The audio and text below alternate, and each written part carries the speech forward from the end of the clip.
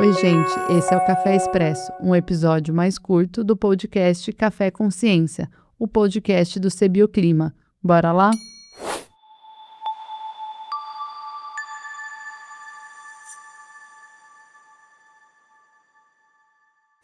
A entrevistada de hoje é a aluna de pós-graduação Sabrina Renz, bacharel em Ciências Biológicas pela Fundação Hermínio Ometo e mestranda no programa de pós-graduação em Biologia Vegetal Interunidades, Unesp Rio Claro e Unesp Botucatu. Seja bem-vinda, Sabrina. Obrigada, Carol. É um prazer para mim, como aluna da pós, poder estar aqui no podcast. Sabrina, conta um pouco sobre a sua trajetória, como surgiu o interesse de você ingressar na faculdade de biologia e também partir para esse caminho da ciência, da pesquisa. Olha, é uma pergunta muito legal a gente começar. Eu sempre digo que o meu interesse na botânica e na biologia em geral surgiu de uma forma muito natural durante a minha adolescência, através das leituras, vivências escolares e também do costume de ter plantas em casa que eu herdei da minha família. Então, quando eu entrei na graduação em ciências biológicas, também surgiram várias oportunidades para trabalhar e fazer estágio em área da botânica, e uma oportunidade maravilhosa que foi de fazer a iniciação científica aqui no campus de Rio Claro, na Unesp, no Laboratório de Fisiologia Vegetal. E aí, a minha IC, ela já era muito voltada para a ecofisiologia vegetal, que é basicamente a interação entre processo fisiológico das plantas e o ambiente onde elas estão vivendo. E foi nesse contexto que surgiu o meu maior interesse pelas respostas das plantas a condições adversas do ambiente, e especificamente ao déficit hídrico, que é um dos maiores estresses abióticos das plantas. Sabrina, você estuda a tolerância à seca do feijoeiro, né? A planta específica que você estuda é o feijoeiro. Isso. E por que é importante entender essa resistência dessa planta às mudanças climáticas? Então, o cultivo do feijão no Brasil e no mundo, ele tem uma relevância muito grande na questão econômica e também alimentar. Mas ele também é o organismo que eu escolhi como modelo para trabalhar no meu projeto, só que quando a gente pensa na importância realmente dessa linha de pesquisa, do déficit hídrico, acho que vai um pouco além de apenas o feijão ou de qualquer outra cultivar que a gente escolha trabalhar. Se a gente parar para pensar, nós estamos em um cenário onde as mudanças climáticas deixaram já de ser uma previsão e estão se tornando cada vez mais reais. Então, o cenário que a gente vê é que cada vez mais o período de seca vem com mais frequência e também com maior intensidade. Acaba que todas as plantas estão sofrendo com isso, não só as cultivares, né, de interesse agronômico, mas também as nativas. Então, partir do feijão para esse estudo, na verdade, ajuda a gente a entender e explicar mecanismos adaptativos que podem estar relacionados com outras espécies também. Sabrina, o sulfeto de hidrogênio, né, que é a principal ponto de partida da sua pesquisa, Uhum. qual que é a função dele específica, né, a importância e a função dele nas plantas?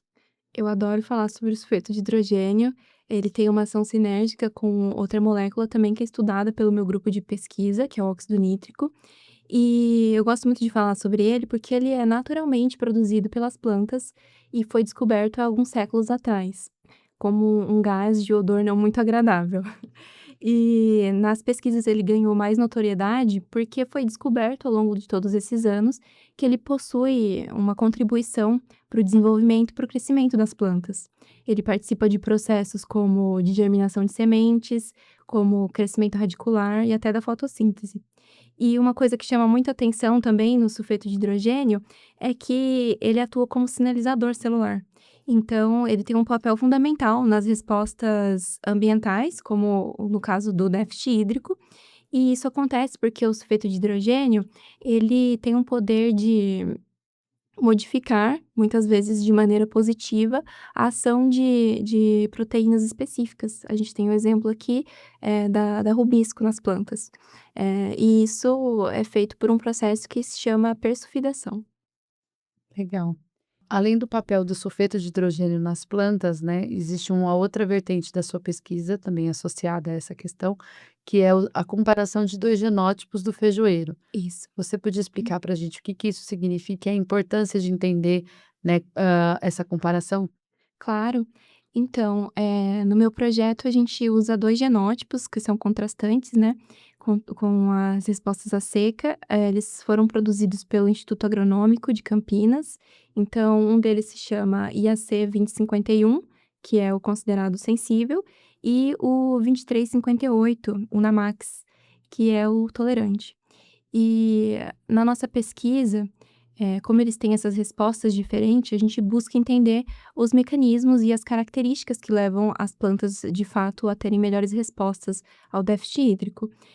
Então, resumindo, basicamente, a nossa hipótese é de que um genótipo mais tolerante possa, produzir e metabolizar melhor o H2S nos tecidos. E a partir desse estudo comparativo, quais foram os parâmetros que vocês analisaram para entender o déficit hídrico das plantas? Olha, sempre que a gente faz uma pergunta, a gente procura fazer as análises que melhor vão atender ao que a gente está perguntando, ou seja, que possam responder bem o que a gente procura. Então a gente partiu, nesse caso, de análises, de trocas gasosas, onde a gente pode medir, por exemplo, condutância estomática, transpiração e assimilação de carbono nas plantas. A gente também tem as medidas de hidratação, que são o teor relativo de água e o potencial de água na folha. Também temos as medidas biométricas, que é de biomassa, de crescimento radicular. E então, já sabendo que, os estresses abióticos causam acúmulo de espécies reativas de oxigênio nos tecidos, a gente parte para a parte bioquímica também. E aí entra uma análise muito comum para gente, que é a de malondealdeído, que quantifica quanto houve de peroxidação lipídica, rompimento de membrana celular na planta. A gente também costuma fazer, análises de estresse oxidativo, né, das enzimas antioxidantes, como a catalase, a superóxido dismutase e até mesmo de osmoprotetores, como a prolina. E aí, nessa vertente de entender mais do mecanismo, de como é produzido o H2S, a gente vai medir também enzimas, de produção e degradação do H2S endógeno, que seriam a L-cisteína desulfidrase e a acetilcisteína tioliase. São nomes bem grandes. Né.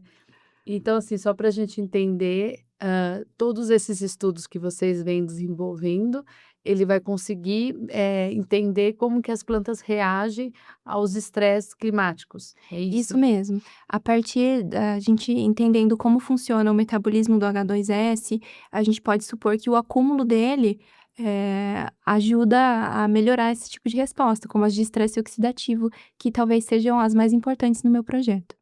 Entendi. Então aí a partir disso, numa segunda etapa do trabalho, o foco é vocês estudarem o H2S de forma encapsulada, que vocês chamam, isso? Exatamente. A gente, vai utilizar apenas já utilizamos, aliás, Uhum. o genótipo sensível à seca para fazer uma aplicação exógena do H2S também, para saber se a aplicação exógena poderia melhorar esses parâmetros que a gente já vem medindo, como o de hidratação, biomassa e estresse oxidativo. Entendi. Então, a partir desses resultados, vocês conseguiriam entender se uma planta que não produz H2S de forma natural, ela receber o H2S em forma de cápsula, ela pode se tornar mais resistente às mudanças climáticas e aos estresses abióticos, é isso? Exatamente. Sabrina, você poderia explicar um pouco mais para gente como que funciona essa parte da pesquisa que envolve as nanopartículas? Claro. Bom, as nanopartículas, elas já estão inseridas nas pesquisas há algum tempo também. Inclusive, existem nanopartículas de óxido nítrico e elas possibilitaram a gente a encapsular doadores, por exemplo, de compostos do nosso interesse. No meu caso, o doador de sulfeto de hidrogênio. Existem vários tipos de nanos, como, por exemplo, as metálicas, as poliméricas, à base de carbono, e o meu grupo de pesquisa trabalha especificamente com as lipídicas, e ainda mais especificamente com as de quitosana. A gente recebe essas nanos que a gente aplica nas plantas da doutora Amedeia Seabra, lá da UFABC, e os nossos últimos resultados com a aplicação de uma nova nanopartícula, que foi desenvolvida recentemente, foram muito promissores. Eh Nesse trabalho, a gente fez uma aplicação de uma nanopartícula de doador de sulfeto de hidrogênio encapsulado em quitosana tiolada. E aí, ela apresenta uma vantagem muito importante, que é a de aplicação encapsulada, porque quando a gente aplica o doador de maneira livre, pulverizado nas plantas, especialmente foliar, a gente tem uma degradação muito rápida, por conta deles serem fotossensíveis, serem compostos fotossensíveis, e também uma liberação muito rápida. Então, a nanopartícula acaba protegendo o composto e ajudando na liberação mais controlada. Ai, que legal isso.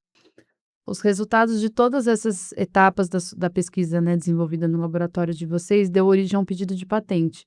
O que que isso representa para a pesquisa e, em específico, para a inovação na agricultura? Então, eu acho que dentro do contexto acadêmico, existe muito conhecimento científico sendo produzido.